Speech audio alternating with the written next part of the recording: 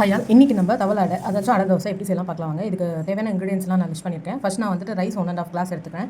மெஷர்மெண்ட்டில் பார்த்தீங்கன்னா இது வந்துட்டு 1/4 கிலோ அரிசி. அது நான் சாப்பாட்டு அரிசி தான் எடுத்திருக்கேன்.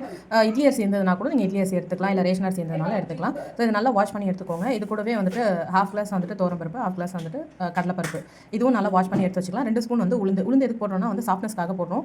இதுக்கு பதிலாக நீங்கள் வந்து கோகனட் இருந்ததுனா கூட போட்டுக்கலாம். பட் மாவு வந்துட்டு ரொம்ப நாள் நீங்கள் வச்சிருக்க முடியாது, ஒரு வேலைக்கு மேலே நீங்கள் வச்சிருக்க முடியாது கோகனட் ஆட் பண்ணிங்கன்னா.